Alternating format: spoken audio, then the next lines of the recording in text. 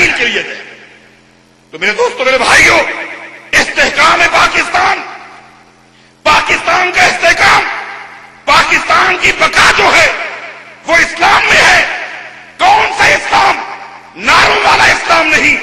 اسلام کے نعرے لگائے جاتے ہیں، اسلام کے مختلف شعبات کے نعرے لگائے جاتے ہیں، افراد کے نام کے نعرے لگائے جاتے ہیں، شخصیات کے نعرے لگائے جاتے ہیں، جماعتوں کے نعرے لگائے جاتے ہیں. نعروں والا اسلام نہیں چاہیے، بلکہ عملی اسلام چاہیے، جس اسلام کی ڈیفینیشن میں نے آپ کے سامنے پیش کر دی. یہ اسلام چاہیے. اور اس بات کو سن لیں، جب تک اس ملک کے اندر پولیٹیکل بیس نہیں بنے گی، اسلامی نظام نہیں ہوگا، یہ ملک کسی بھی اعتبار سے تصادم سے نہیں بچ سکتا. فتنے ہی فتنے ہوں گے اور دشمن فائدہ اٹھاتا رہے گا. اور آج وہ دشمن فائدہ اٹھا رہا ہے. اس کا استحکام چاہتے ہو، اس کا بقا چاہتے ہو اور اخلاص ہے، تو جس نام پر، جس حوالے سے اس ملک کو حاصل کیا گیا، اس کی تنفیذ اولین حکمرانوں کی ذمہ داری ہے. اخلاص تھا. ایک شخص چلا 4000 میل کا سفر طے کر کے آیا. وہ غریب الدیار، پردیسی، غریب الوطن، لیکن وہ دین کے بارے مخلص تھا. محمد بن قاسم آیا، اس نے اسلام کا جھنڈا لہرا دیا. دنیا کی کس طاقت نے اس کا کیا بگاڑا؟ کون کیا کر سکا؟ بڑی بڑی طاقتی طاقتیں موجود تھیں، انہوں نے محمد بن قاسم کا کیا بگاڑا؟ وہ پردیسی بھی تھا، مسافر بھی تھا، جھنڈا لہرا دیا. آج طاقتی طاقتوں کو دیکھ کر آپ گھبرائے ہوئے ہیں. نہیں، اپنی اس گھبراہٹ کو جرأت میں تبدیل کیجیے، اپنے کردار کو بہتر بنائیے، تاکہ وہ وقت آئے کہ ایک وقت تھا، ہرقل کہہ رہا تھا، جس وقت اس نے کائنات کے امام محمد الرسول اللہ صلی اللہ علیہ وسلم کی سیرت کے بارے سنا، ماننے والوں کے بارے سنا، ان کا کیا کردار ہے، ان کا کیا منہج ہے، ان کی کیا فکر ہے، تو آخرکار روم کے عیسائی بادشاہ کو بھی مکہ کے ایک بہت بڑے کافروں کے سردار کو کہنا پڑا، ان کان ما تقول به حقا فسيملك موضع قدمي هاتين. ابو سفیان، میں نے تم سے مسلمانوں کے قائد محمد الرسول اللہ صلی اللہ علیہ وسلم کے متعلق پوچھا، تم نے سیرت کا ایک نقشہ کھینچ دیا، ماننے والوں کے کردار کے متعلق معلومات کی، تو نے ایک نقشہ کھینچ دیا.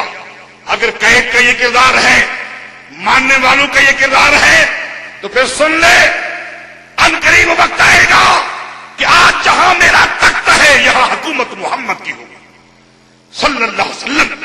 ایسا باکردار انسان، ماننے والے ایسے لوگ، ان تو اندہ لغسلت عن قدمئی ہے.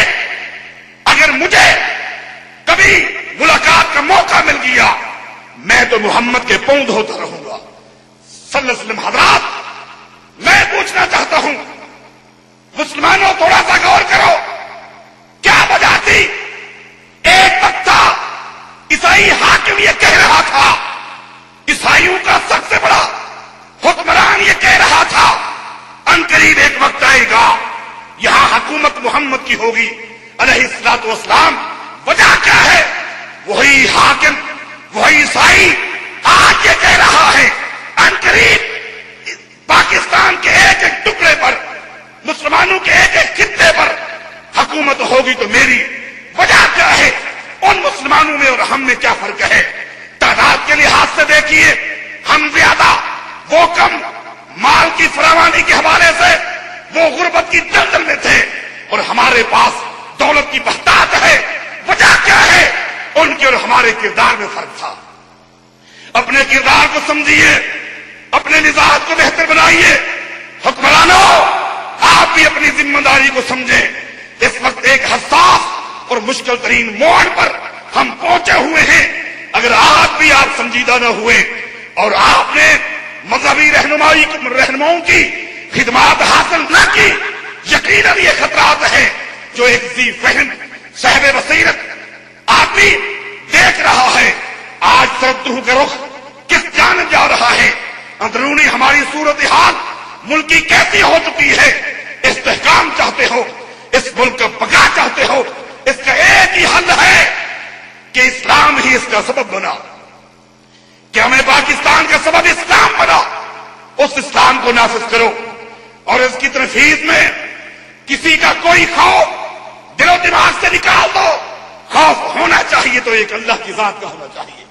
यह है तो ही अपने किरदार को बेहतर बनाओ, लेकिन यह तभी हो सकेगा जब जिम्मेदारान को इक्तदार के मुकाबले में इस्लाम से ज्यादा मोहब्बत होगी, इक्तदार के मुकाबले में एहतराम ज्यादा करेगा इस्लाम का, तो ये काम कोई मुश्किल नहीं होगा। अलमिया ये है, पहले दिन से लेकर आज तक इस मुल्क के अंदर यही सूरत हाल रही। कुर्बानियां देने वाले चले गए, बाद में आए, नाम इस्लाम का इस्तेमाल किया, इस्लाम के नारे लगाए, लेकिन इस्लाम की तनफीज तो दूर की बात है। इस इस्लामी मुल्क के अंदर, इस इस्लामी मुल्क के अंदर क्या है, जिम्मेदारी क्या थी? नबी अलैहिस्सलाम फरमाते हैं, सबातुन युज़िल्लुहुमुल्लाहु फी ज़िल्लिही यौम ला ज़िल्ला इल्ला ज़िल्लु इमामुन आदिलुन। क़यामत के दिन 7 किस्म के लोग अल्लाह ताला के अर्श के सर के नीचे होंगे, और पहला आदमी कौन होगा? इमामुन आदिलुन। इमाम भी नकिरा है, आदिल भी नकिरा है, कि वो हुक्मरान जो हर एक के साथ इंसाफ करता हो। हर एक के साथ इंसाफ का माना यह है कि हुक्मरान वो जो सबसे पहले अल्लाह की जात के साथ इंसाफ करे। अल्लाह की जात के साथ इंसाफ क्या है? आज मक्का फतह हुआ, कायनात के इमाम मोहम्मद रसूलुल्लाह सल्लल्लाहु अलैहि वसल्लम मक्का को फतह करने के बाद तवाफ नहीं करते, उमरा नहीं करते, पहले नमाज नहीं पढ़ते। फतह मक्का के फौरन बाद उन तमाम बुतों को गिराते हैं, शिर्क का खात्मा करते हैं, सहाबा कराम की टीमों को रवाना करते हैं, जाओ जहां कहीं मूर्तियां नजर आए उन्हें खत्म कर दो, कब्रें उभरी हुई नजर आए उन्हें मिसमार कर दो। इमाम आदिल वो होता है जो सबसे पहले अल्लाह के साथ इंसाफ करता है। इस हवाले से हम देखें, इस मुल्क का कोई एक शहर बताओ, किसी एक शहर के कोई एक मोहल्ला बताओ जहां अल्लाह की जात के साथ वहां का वडेरा इंसाफ कर रहा हो, गवर्नर इंसाफ कर रहा हो, वजीर आला इंसाफ कर रहा हो, वजीर आजम इंसाफ कर रहा हो। अल्लाह के मुकाबले में रुकू हो रहा है, मखलूक के आगे झुका जा रहा है, सजदे हो रहे हैं, मांगा जा रहा है, तवाफ हो रहा है, तवाफ अल्लाह के अलावा मखलूक के आगे हाथ फैलाकर मांगा जा रहा है, औलादें मांगी जा रही है, रिज़्क़ मांगा जा रहा है। ये इंसाफ होना चाहिए। अगर उन्होंने अल्लाह के मुकाबले में एक बछड़े की पूजा की, सजा मिली, आपस में वो मसीह बनी इस्राइल लड़ते रहे, मरते रहे, ये सजा है उस कौम की जो शिर्क करेगी। अगर आज हमने शिर्क शुरू किया, नतीजा क्या है? मुसलमानों से लड़ रहे हैं। ये जिम्मेदारी है, इसको समझिए। अल्लाह हम सबको तौफीक अता फरमाए।